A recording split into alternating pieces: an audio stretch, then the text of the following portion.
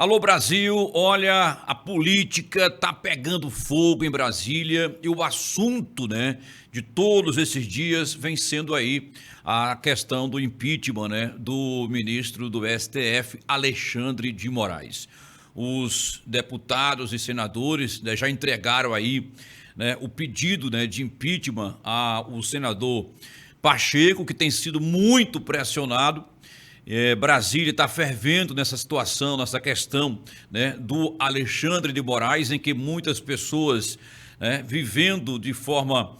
parece que nós não estamos no Brasil, estamos vivendo uma ditadura já no Brasil, coisa que aqui não tinha, mas nos últimos tempos nós estamos vivendo aí. 151 deputados, entregaram aí suas assinaturas lá para o Rodrigo Pacheco e também já temos aí confirmados 35 senadores que são a favor do impeachment do ministro Alexandre de Moraes. A coisa está apertando e parece que a casa vai cair mesmo de fato para o ministro.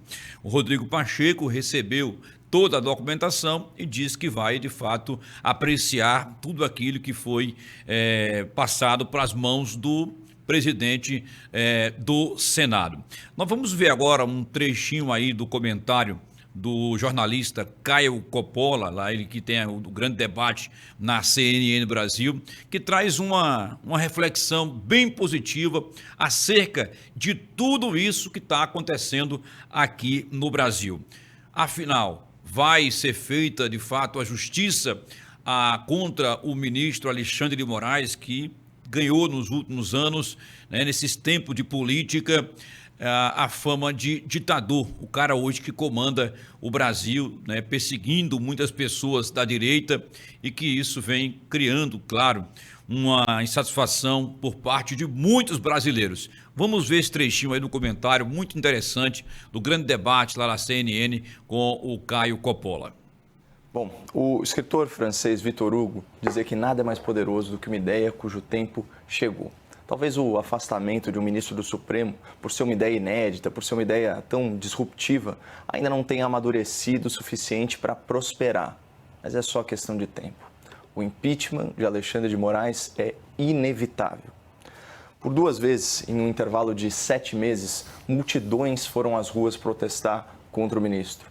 Milhões de brasileiros peticionaram pelo seu afastamento. Quase 200 de parlamentares apoiam publicamente esse remédio constitucional. E a imprensa finalmente perdeu o receio de falar sobre o assunto e de denunciar os excessos do grande censor, para usar a expressão exata da Folha de São Paulo. Sendo o impeachment um processo jurídico-político, é razoável afirmar que a vontade política está em ebulição. E o aspecto jurídico, esse, por sua vez, já atingiu o ponto de fervura há muito tempo. A Lei 1079 elenca os crimes de responsabilidade pelos quais um ministro do Supremo pode ser afastado pelo Senado. Eu selecionei aqui só algumas opções à disposição dos nossos senadores. Artigo 6º, inciso 2, usar de violência ou ameaça contra algum representante da nação para afastá-lo da Câmara a que pertença ou para coagi-lo no modo de exercer seu mandato. Artigo 6º, inciso 3, violar as imunidades asseguradas aos membros do Congresso Nacional. Vamos lembrar que deputados e senadores não respondem civil ou penalmente por opiniões, palavras e votos, ou pelo menos não deveriam. Artigo 7º, inciso 9, violar patentemente qualquer direito ou garantia fundamental e bem assim os direitos sociais assegurados pela Constituição. E aí, finalmente, o abuso de poder mais flagrante de todos, a meu ver, artigo 9º, inciso 4, expedir ordens ou fazer requisição de forma contrária às disposições expressas da Constituição. A nossa Constituição veda, por exemplo, a censura prévia. Só dá uma olhada no artigo 5º, incisos 5 e 9 e artigo 220, parágrafo 2º. E o que afirmou a Folha de São Paulo em editorial, aspas, censura promovida por Alexandre de Moraes tem que acabar. O ministro do STF reinstituiu a censura prévia no Brasil, um instrumento inconstitucional e autoritário, e fez isso por meio de ordens secretas. Outro periódico muito tradicional, o Estado de São Paulo, foi na mesma linha. Aspas, a escalada autoritária do Supremo. Suspensão do X, antigo Twitter, é a culminação de um inquérito eivado de truculência. Se quer mesmo defender a democracia, o Supremo deveria reconsiderar esses processos típicos de um estado de exceção. Bom, como fica claro a partir da leitura desses textos editoriais dos principais órgãos de imprensa do país, já é ponto pacífico no debate público que houve censura, que houve também violação do devido processo legal e tudo isso sob as ordens de Alexandre de Moraes. Portanto, seguindo essa lógica, houve crime de responsabilidade e já existe causa jurídica para o afastamento do ministro. A variável aqui, então, é de ordem política e o tempo da política é outro.